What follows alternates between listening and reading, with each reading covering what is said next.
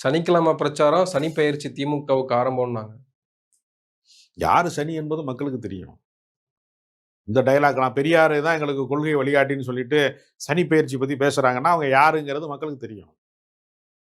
அண்ணா வந்து உருவாக்கிய கட்சி திமுக உயிரோடு இருக்கிறது, உயிர்ப்போடு இருக்கிறது, அதிகாரத்தில் இருக்கிறது.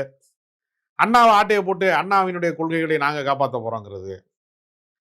எம்ஜிஆர் உருவாக்கிய அதிமுக ஏதோ ஒரு வடிவத்துல சண்டை, பங்காளி சண்டை நடந்தாலும் கட்சி இருக்கு. இன்னைக்கு எதிர்க்கட்சி தலைவர் எடப்பாடி பழனிசாமி தான். 65, 66 எம்எல்ஏ இருக்கிறாங்க அவங்களுக்கு மட்டுமே. அவங்க கூட்டணியில சேர்த்து 75 எம்எல்ஏ இருக்காங்க.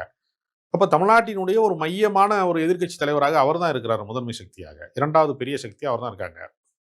இல்ல எம்ஜிஆர் எங்காலு தான் அப்படின்னு எம்ஜிஆர் போட்டா வச்சுக்கிறோம். அதிமுக தொண்டர்கள்லாம் ஏக்கத்துல இருக்காங்க. அவங்களுக்கெல்லாம் ஒரு ஒரு வடிகாலாக தவேக வரப்போகுது, தவேக இருக்க போகுது. இல்ல, அதாவது உண்மையான காரணம் என்னன்னா, சனிக்கிழமைக்கு ஏன் வந்து அவங்க ஏற்பாடு செஞ்சாங்கன்னா, அவருடைய ஆதரவாளர்கள்லாம் ஸ்கூல் படிக்கிறாங்க, ஹோம் ஒர்க் முடிச்சுட்டு வர்றதுக்கு சனிக்கிழமை தான், சாட்டர்டே தான் சரியா இருக்கும், ஸ்கூல் பெர்மிஷன் கிடைக்கலங்கிறது உண்மையான காரணம். அதனால இதெல்லாம் சொல்லிக்கலாம். அதிமுக எங்களை பார்த்து பயப்படுது, திமுக எங்களை, உங்களை பார்த்து எதுக்கு பயப்படுறாங்க?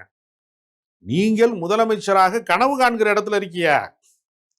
ஸ்டாலின் முதலமைச்சரா இருக்கிறார். நீங்க முதலமைச்சரா ஒரு நாள் வரப்போறேன்னு சொல்லி ஆசைப்படுறீங்க. எடப்பாடி பழனிசாமி தகுதி இருக்கோ இல்லையோ, கூவாத்தூர்ல தேர்ந்தெடுக்கப்பட்டாலும் சரி, அவர் முதலமைச்சரா இருந்துட்டாரு. ஓபிஎஸ் கூட இடைக்கால முதலமைச்சரா 3 முறை இருந்திருக்காரு. நீ கனவு நிலையில இருக்க, நீ ட்ரீம் சாங்.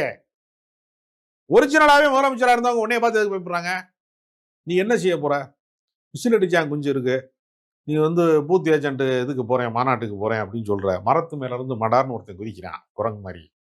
இது அரசியல் கட்சியா? அது இது அரசியல் படுத்துறதா தொண்டர்களை?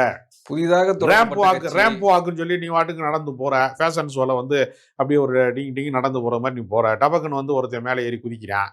அவனை பார்த்து இந்த பாக்ஸர்கள் என்று சொல்லக்கூடிய குண்டர்கள் தூக்கி டமார்னு தூக்கி இதுல போடுறான். குரங்கு குட்டியை போடும்போது கூட பத்திரமா போடுவான். மனிதர்களை தூக்கி எறிகிறான், டபார்னு தூக்கி எறிகிறான். இதெல்லாம் அரசியல் படுத்தப்பட்ட கூட்டம். அது இனிமேதான் அரசியல் படுத்தப்படுவாங்க. எப்ப தேர்தல் முடிஞ்சா? எக்ஸாம் காலுக்கு வந்து படிப்பீங்களா? முன்னாடி படிக்க மாட்டீங்களா யாரும்? இது என்ன பேச்சு இதெல்லாம்? அவர் அரசியல் படுத்தப்பட்ட பிராமன்ல. கேட்டா அண்ணா போட்டா இருக்கு, எம்ஜிஆர் போட்டா இருக்கு.